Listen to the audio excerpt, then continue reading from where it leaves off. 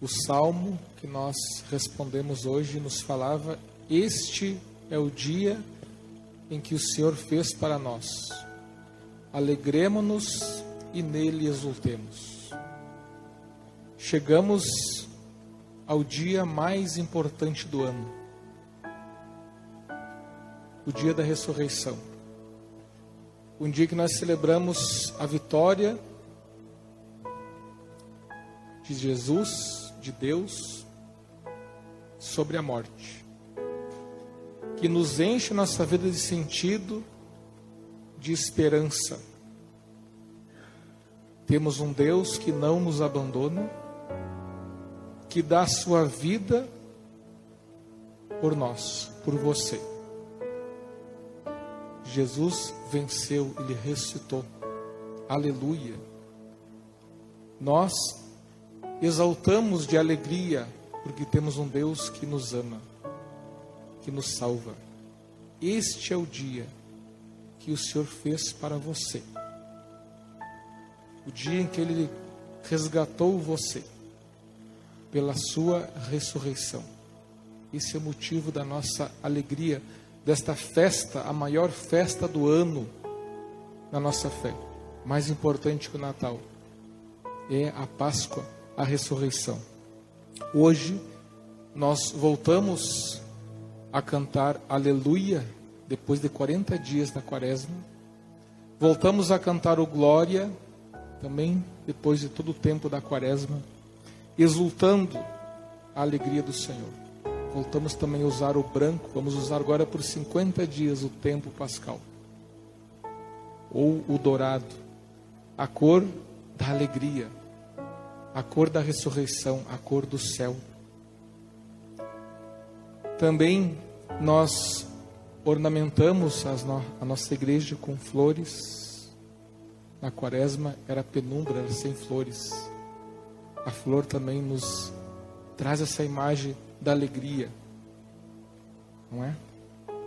Então chegamos à Páscoa, a vitória de Cristo, como disse, sobre a morte. A luz venceu as trevas. As trevas tiraram da gente a alegria, mas agora as trevas foram mandadas para longe, porque Jesus ressuscitou. O evangelho que nós ouvimos traz a cena de Maria Madalena, indo muito cedo, de madrugada, ao túmulo. Ela foi lá fazer uma oração, como nós costumamos ir ao cemitério e rezar pelos nossos falecidos. Ela foi lá rezar diante do túmulo de Jesus. E, para surpresa dela, ela encontra a pedra removida. Vendo aquela cena, Madalena, ela sai correndo e vai ao encontro dos discípulos. E vai encontrar Pedro e o discípulo amado. A tradição da igreja diz que esse discípulo amado é João. É o próprio evangelista que está escrevendo esse evangelho.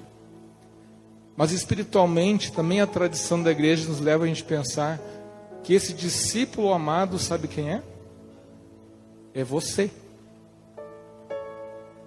Você deve se colocar nesse personagem desse evangelho. Você é esse discípulo amado que corre junto com Pedro para se certificar que realmente Jesus tinha ressuscitado ou não.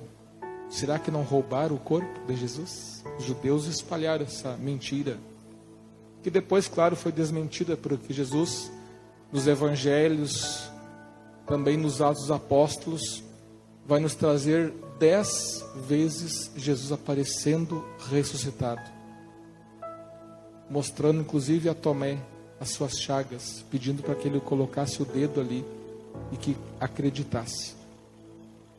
Mas a prova principal da ressurreição justamente é o túmulo vazio.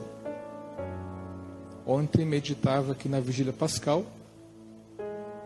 Quem vai à Terra Santa e entra na Basílica do Santo Sepulcro, o túmulo de Jesus, encontra ninguém lá. Jesus não está lá, ele ressuscitou. Esse é o motivo e a razão da nossa alegria. Pedro, então, ele entra no túmulo. João, discípulo amado, chega primeiro, mas Pedro entra. Certifica-se do que tinha acontecido realmente. Jesus não estava mais ali. O discípulo amado, você, eu e você, João, viu e acreditou. Tudo bem, o João estava lá, ele viu. Nenhum de nós estava lá para ver. Mas nós cremos pela fé. A nossa fé é uma tradição que nos é passada e nós acreditamos. Podemos, claro, às vezes nos questionar, e temos que nos questionar, mas se a gente for ver, a fé ela tem respostas muito além da razão. Não que a gente ignore a razão. A gente também usa a razão, devemos usar a razão, não somente a fé. Mas se não temos a fé, a nossa razão ela nos deixa emburrecido. Então, João entrou, viu e acreditou para que nós pudéssemos também acreditar. Como Tomé tocou e acreditou para que nós pudéssemos também acreditar. Não é? As provas estavam ali. Mas diante de Jesus vai aparecer aqueles, como eu disse, que não vão acreditar. Entenda, meus irmãos, que a ressurreição de Jesus, ela foi um fato totalmente sobrenatural. Até então nunca ninguém tinha ressuscitado. Tudo bem, Jesus tinha feito já com Lázaro, com o menino de 12 anos, também com o menino, filho de uma viúva, mas esses aí todos morreram depois de novo. Agora, realmente voltar à vida como Jesus, somente uma pessoa fez, foi Ele. E promete que nós ressuscitaremos com Ele também um dia. Então veja, a ressurreição é um tema central da nossa fé. Jesus ele não reencarnou, Ele ressuscitou. Não é? Ele voltou à vida. É um fato sobrenatural. Para dar crédito à verdade da ressurreição é preciso ter fé. Por isso da catequese, a gente tem que conhecer a nossa fé. Para a gente dar crédito à ressurreição é preciso ter fé. Só vê e acredita quem tem fé no ressuscitado, em Jesus ressuscitado. A fé, meus irmãos, nos faz ver mais longe. A fé nos faz ver mais longe. A fé nos traz otimismo e esperança. O mundo sem fé é um mundo pessimista. Eu digo para você, vou dar um testemunho agora meu, tá? Digo para vocês, eu sou padre. Mas muitas vezes eu tenho uma tendência a ser pessimista. Eu tenho me trabalhado para não ser mais assim. Tenho pedido a Deus me ajudar a me curar disso. Tenho procurado ver as coisas mais com os olhos de Deus mesmo. Que humanamente a gente vê quanto problema no mundo. A fé nos faz ser mais otimista. Ter mais esperança. O mundo está em guerra, está pegando fogo. As famílias estão aí cheias de problemas. Mas o cristão tem esperança. A fé nos faz ver mais longe e ter esperança. Conta-se uma história que um amigo do poeta Olavo Bilac, ele queria vender um sítio. Estava dando muita despesa aquele sítio. Não estava tendo lucro. Ele já não estava mais se agradando. Tudo que ele via lá, ele não gostava mais. Estava tudo meio feio. Aí ele pediu para o poeta, para ele fazer um anúncio para colocar no jornal. Ele caprichasse para que alguém lendo aquilo ali se interessasse e ele vendesse logo, se livrasse daquele sítio. E aí então o poeta fez esse anúncio. Vende-se encantadora propriedade, onde cantam os pássaros ao amanhecer, no extenso arvoredo. É cortada por cristalinas e refrescantes águas de um ribeiro. A casa banhada pelo sol nascente oferece a sombra tranquila das tardes na varanda. 2 meses depois, aproximadamente, o poeta encontrou o amigo e perguntou: e aí, vendeu a casa? E aí então o amigo respondeu: olha, depois que eu li no jornal eu desisti, porque eu vi que eu morava num paraíso. Gente, devemos procurar ser mais otimista, olhar mais as coisas boas do mundo que tem em nossa própria vida. E vamos transformar muitas das coisas que, quem sabe, a gente via só como desgraça. Às vezes na nossa família, a gente pode ver, está difícil. Quanta bênção tem lá dentro da tua casa. Às vezes aqui na igreja, a gente começa a ver as nossas misérias. Quanta bênção Deus tem para nós aqui na comunidade, entre nós, né? Então a gente começa a ver com novos olhos, né?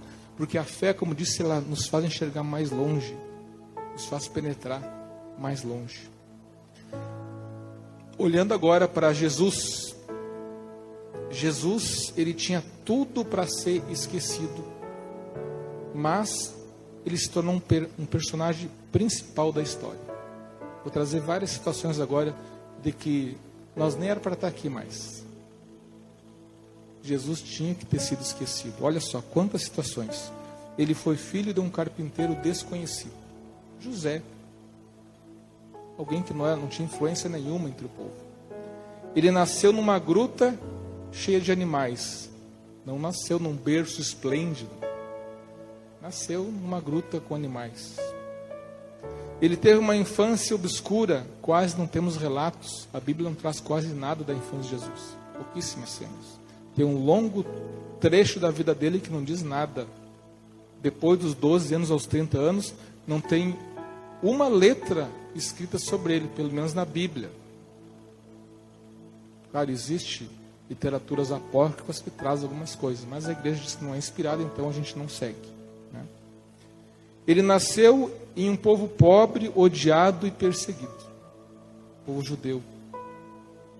Ele não frequentou nenhuma escola célebre na época. Ele viveu a maior parte da vida na periferia do mundo. Não viveu numa grande cidade. Roma, por exemplo, na época. Cercou-se de pessoas ignorantes, pescadores rudes, simples. Pregou uma doutrina exigente. Seus discípulos deveriam escolher o último lugar. Amar a todos, inclusive amar os inimigos. Quem queria seguir um cara desse que dizia que tem que amar os inimigos numa época em que dizia que tem que ser olho por olho, dente por dente? Faz o mal, revida o mal na mesma moeda. Tem que amar os inimigos. Pregou que o perdão deveria ser dado 70 vezes 7. Significa sempre. Perdoar sempre. Disse que quem quisesse lhe seguir deveria carregar a cruz, suportar o sofrimento. Ele contrariou a elite religiosa da época. Foi preso e foi curado de espinhos.